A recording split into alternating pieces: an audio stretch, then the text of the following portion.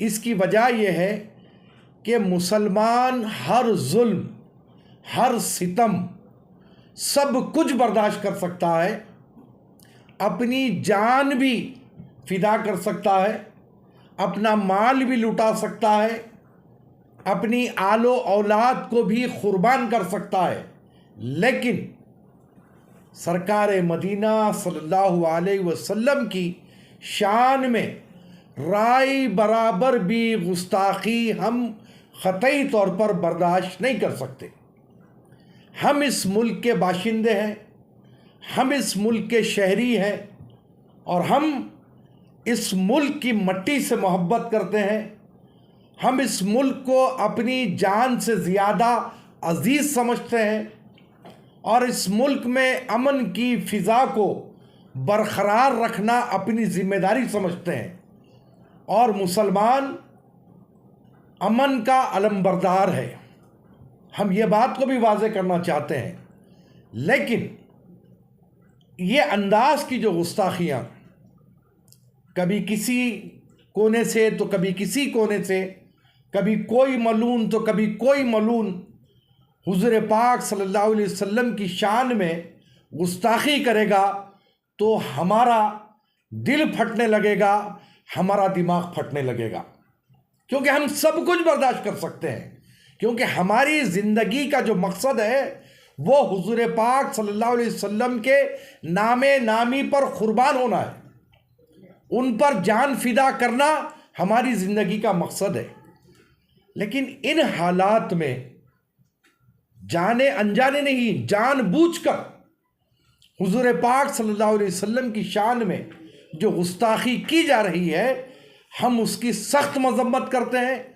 और रियासती हुकूमत तेलंगाना के वज़ीर आला आली जनाब रेवंत रेड्डी साहब से और हमारे अपने मुल्क के वज़ीर आज़म जनाब नरेंद्र मोदी साहब से, हमारे मुल्क के वज़ीर दाखिला अमित शाह साहब से हम इस बात की पुरज़ोर अपील करते हैं, मुतालबा करते हैं कि यह जो मलून जिस किस्म की गुस्ताखी किया है इसको कैफर किरदार तक पहुँचाएँ।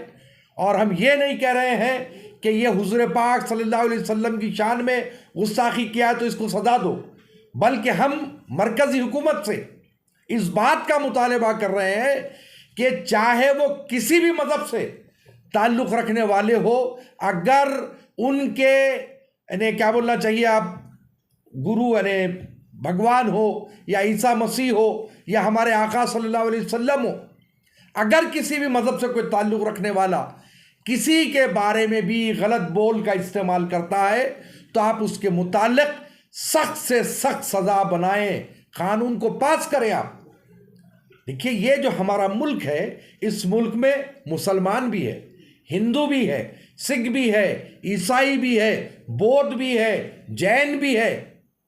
हर एक का अपना अपना एक थॉट है, अपना अपना एक अकीदा है।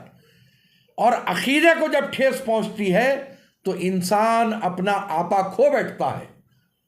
तो हम ये चाहते हैं कि हमारे अपने मुल्क में अमन और शांति रहे, भाईचारगी का गहवारा बना रहे।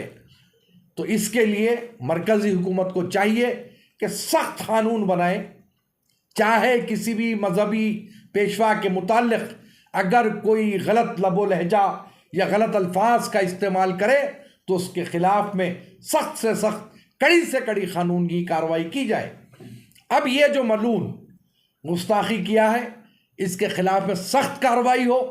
और मैं तमाम हिंदुस्तान के मुसलमानों से इस बात की अपील करूँगा कि अगियार जिस नीयत से ये काम कर रहे हैं, आप उसकी नीयतों को कामयाब होने मत दीजिए। यानी अमन की बरकरारी रखिए। एहतजाज यकीनन हमें दर्ज करवाना है, लेकिन आप जमहूरी दायरे में रहते हुए, कानूनी दायरे में रहते हुए आप अपना एहतजाज दर्ज करवाएं। वो तो चाहते हैं कि हम सड़कों पर निकले, क्योंकि हम तो तशद्दुद करना चाहते नहीं। मुसलमान तो अमन का अलमबरदार है, लेकिन वो हमारी जो ईमान की जो जड़ है, जो हमारी जान से ज़्यादा अजीज़ है, उनकी ज़ात अक़दस पर बोलकर वो ये चाहते हैं कि हम सड़कों पर उतरे। हम तशद्दुद करें, लेकिन हम ऐसा कोई काम नहीं करेंगे। हम कानून के दायरे में रहते हुए अपना एहतजाज दर्ज करवाएंगे और हम हुकूमतों से मुतालबा करेंगे कि उस मलून और उस खबीस को कड़ी से कड़ी सज़ा दी जाए। हैदराबाद का भी एक मलून है जिसने हुजूर पाक सल्लल्लाहु अलैहि वसल्लम की शान में गुस्ताखी की थी, उसको सलाखों के पीछे ढकला गया था।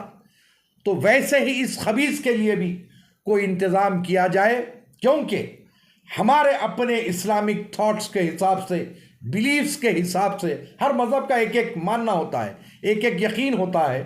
तो हमारे अपने इस्लामिक थॉट के हिसाब से हुजूर पाक सल्लल्लाहु अलैहि वसल्लम की शान में जो गुस्ताखी करता है वो हरामी होता है। कौन होता है? हरामी, बास्टर्ड है वो। तो उसने तो ये सबूत दे दिया गुस्ताखी करके कि वो हरामी है।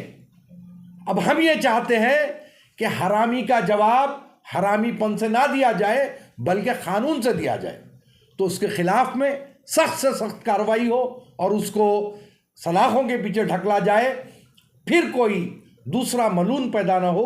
हुकूमतों को ऐसा इंतज़ाम करना चाहिए। अस्सलाम वालेकुम वरहमतुल्लाहि वबरकातुहू। जिसका जिक्र चल रहा, इससे पहले माजी में भी कई बार इस तरह के हरकत, इस तरह के बयानबाजी कर चुका है। तो उसके ऊपर जो उस वक्त में जो कंप्लेन दर्ज की गई थी, तो उसके नहीं, ये जो मलून है, जो कल फिर गुस्ताखी किया है, इसके खिलाफ में कंप्लेंट भी हुई थी और ये जेल में भी गया था मुस्लिम पर्सनल लॉ बोर्ड की तरफ से भी। ये तो पहली चीज़ तो ये है कि मैं मुस्लिम पर्सनल लॉ बोर्ड का मेंबर नहीं हूँ, कि उनकी क्या कार्रवाई हुई, क्या हुई, वो मुझे नहीं मालूम। मैं एक आक़ाए दो जहां सल्लल्लाहु अलैहि वसल्लम का अदना सा एक उम्मती हूँ, और हर उम्मती का ये फरीज़ा है कि सरकार मदीना सल्लल्लाहु अलैहि वसल्लम की शान में जब गुस्ताखी हो तो वो अपनी सदा एहतजाज बुलंद करे, चाहे मुस्लिम पर्सनल लॉ हो, चाहे और कोई जमातें हो। सबको चाहिए कि इस मामले में एहतजाज दर्ज करवाए अपना, लेकिन कानून के दायरे में रहते हुए इस बात को ज़हन में रखें। मतलब वही है साहब, एहतजाज तो दर्ज होता है, शिकायत भी दर्ज होती, उसके बाद इससे पहले ये मलून जब गुस्ताखी किया था तो ये जेल में गया था, ये बेल पर बाहर है और इंशाअल्लाह अल्लाह ने चाहा तो फिर से एक बार जेल में जाएगा। और हैदराबाद का जब मलून गुस्ताखी किया था तो आपने देखा कि उसको भी जो है पीडी एक्ट के तहत अंदर ढकला गया था और जेल में रहा। लेकिन मैंने कहा ना कि हुजूर की शान में जो गुस्ताखी करता है वो वलदुल हराम है। तो ये जो वलदुल हराम होते हैं ये सुधरेंगे कहाँ से? ये तो मरे दम तक ऐसे ही रहेंगे, क्योंकि मुस्तनद वलदुल हराम है हमारे इस्लाम के अकीदे के हिसाब से। मर्द और खवातीन के झड़ते हुए बाल रोकने के लिए, डैंड्रफ दूर करने के लिए इसका हल है Eva Max hair oil, GMP certified. Eva Max Unani pharmacy का खास तैयार शुदा हेयर ऑयल। इसमें है खास जड़ी बूटियाँ और ऑलिव ऑयल जो हेयर फॉल रोके, डैंड्रफ दूर करे, जो बालों को चमकदार और खूबसूरत बनाए।